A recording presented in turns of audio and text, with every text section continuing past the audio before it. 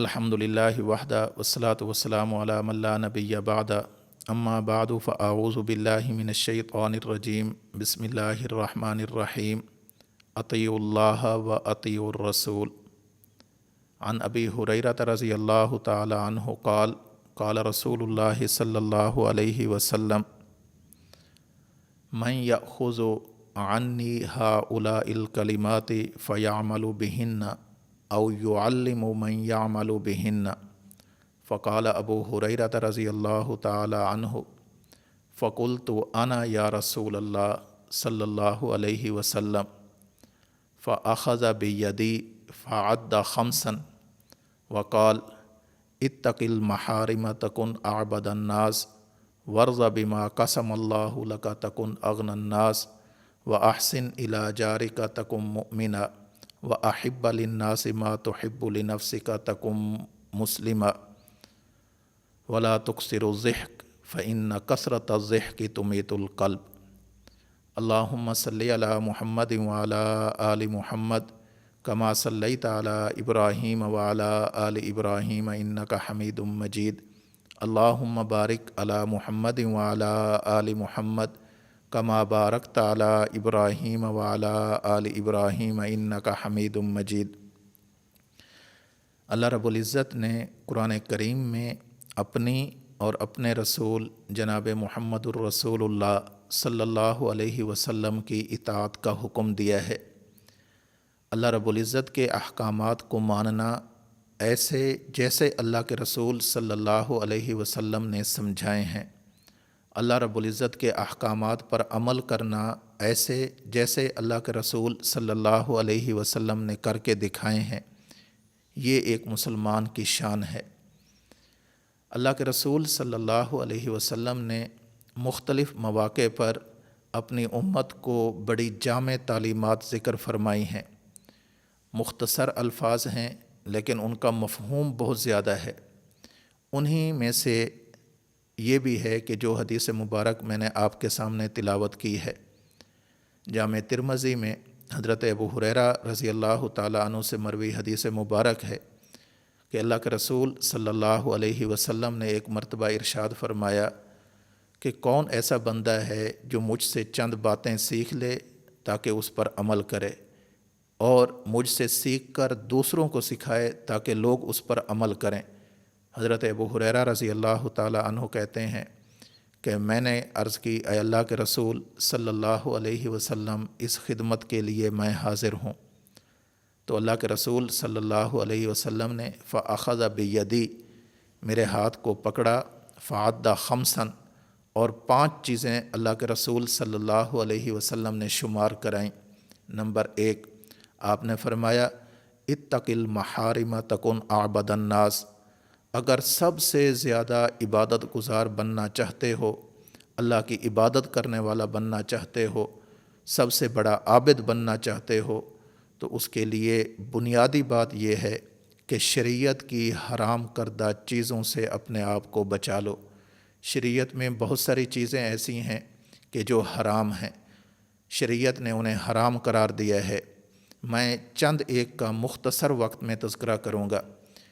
بعض ایسی ہیں کہ جن کا تعلق اعتقادات کے ساتھ ہے، بعض ایسی ہیں کہ جن کا تعلق معاملات اور مسائل کے ساتھ ہے۔ نمبر 1، شریعت میں جو پہلی چیز حرام ہے وہ کفر ہے۔ کفر کا معنی یہ ہے کہ اللہ اور اللہ کے رسول صلی اللہ علیہ وسلم کو نہ ماننا۔ نمبر 2، شرک۔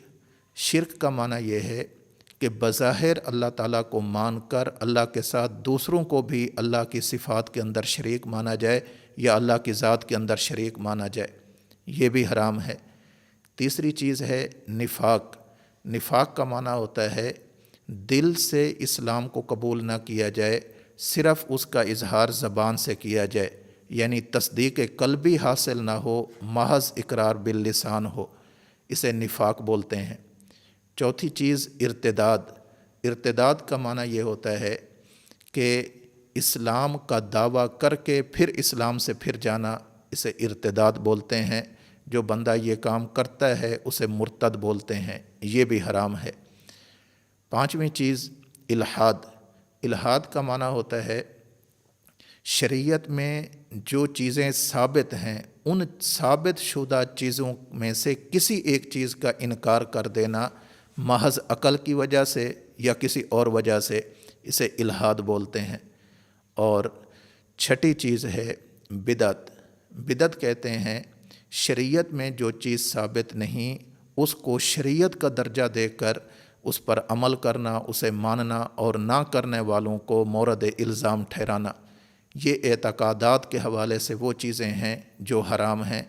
جس بندے نے سب سے زیادہ عبادت گزار بننا ہے، جس بندے نے اللہ کی بارگاہ میں اپنی عبادت کو قبول کروانا ہے، اس کے لیے بنیادی بات اللہ کے رسول صلی اللہ علیہ وسلم نے یہ بات ذکر فرمائی کہ وہ شریعت کی حرام کردہ چیزوں سے اپنے آپ کو بچائے۔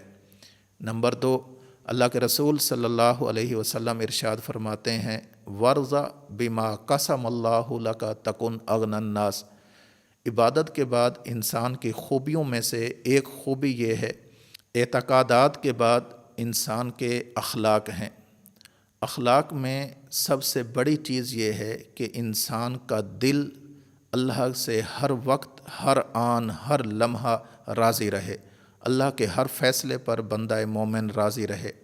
اس کے لیے اللہ کے رسول صلی اللہ علیہ وسلم نے ارشاد فرمایا ورضا بما قسم اللہ لک تکن اغنی الناس۔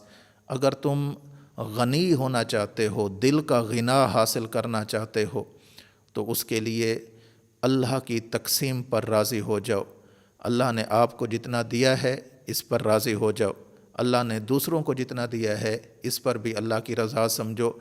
کسی کے مال کو دیکھ کر، کسی کی عزت کو دیکھ کر، کسی کی شہرت کو دیکھ کر، کسی کی نیک نامی کو دیکھ کر، کسی کے جاہ اور منصب کو دیکھ کر حسد کا شکار نہیں ہونا چاہیے، بلکہ اللہ نے جو عزت، جو دولت عطا فرمائی ہے اسی پر اللہ کے سامنے ہر حال میں شکر گزار رہنا چاہیے۔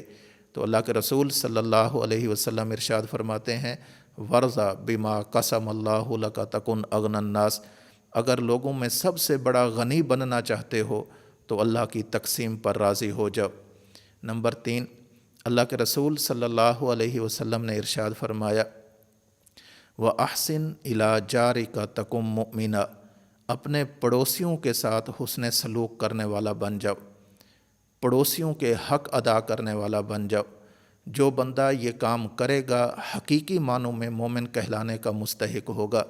اور ام المومنین صدیقہ کائنات حضرت امی عائشہ صدیقہ رضی اللہ تعالی عنہا سے مروی ہے کہ اللہ کے رسول صلی اللہ علیہ وسلم ارشاد فرماتے ہیں کہ میرے پاس پڑوسیوں کے بارے میں، ہمسایوں کے بارے میں حضرت جبریل امین اتنی بار نازل ہوئے ہیں، اتنی بار میرے پاس آئے ہیں اور مجھے آ کر ہمسایوں کے ساتھ نیک سلوک کرنے کی تلقین فرمائی ہے حتیٰ ظننت انہ سیورثہ، یہاں تک کہ مجھے یہ گمان ہونے لگا کہ کہیں یہ پڑوسی میراث کے اندر نہ شامل ہو جائیں۔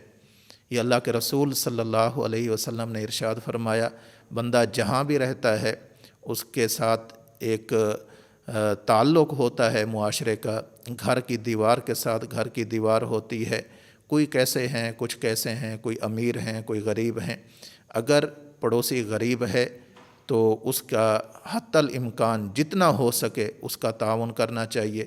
پڑوسی بیمار ہے اس کی بیمار پرسی کرنی چاہیے، پڑوسی کو کسی چیز کی ضرورت ہے وہ ضرورت پوری کرنی چاہیے۔ پڑوسی اگر فوت ہو جاتا ہے تو پڑوسی کے جنازے کے اندر شرکت کرنی چاہیے، بشرطے کہ وہ صحیح معنوں میں مسلمان بھی ہو۔ اگر پڑوسی ہے کافر ہے تو اس کے جنازے میں شریک ہونے کی ضرورت نہیں۔ اسی طرح اگر پڑوسی کی کوئی خوشی ہے تو وہاں جا کر اسے مبارکباد دینی چاہیے، اگر کوئی اسے غم ہے تو اسے جا کر تسلی دینی چاہیے۔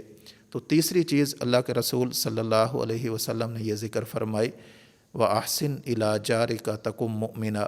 اپنے پڑوسیوں کے ساتھ حسن سلوک سے پیش آؤ، تم حقیقی معنوں میں مسلمان بن جاؤ گے، حقیقی معنوں میں مومن بن جاؤ گے۔ چوتھی بات اللہ کے رسول صلی اللہ علیہ وسلم نے ذکر فرمائی وَأَحِبَّ لِلنَّاسِ مَا تُحِبُّ لِنَفْسِكَ تَكُن مُسْلِمًا۔ جو چیز خود اپنے لیے پسند کرتے ہو اپنے دوسرے مسلمان بھائیوں کے لیے بھی وہی چیز پسند کرو۔ اپنے لیے عزت پسند کرتے ہو تو اپنے مسلمان بھائیوں کے لیے بھی عزت پسند کرو. اپنے لیے راحت پسند کرتے ہو، اپنے مسلمان بھائیوں کے لیے بھی راحت کو پسند کرو. اپنے لیے تم جو چیز بھی پسند کرتے ہو اپنے مسلمان بھائیوں کے لیے بھی وہی چیز پسند کرو. اور آخر میں اللہ کے رسول صلی اللہ علیہ وسلم نے جو بات ذکر فرمائی ہے وہ ایسی ہے کہ جو ان پہلی 4 چیزوں کی حفاظت کرتی ہے.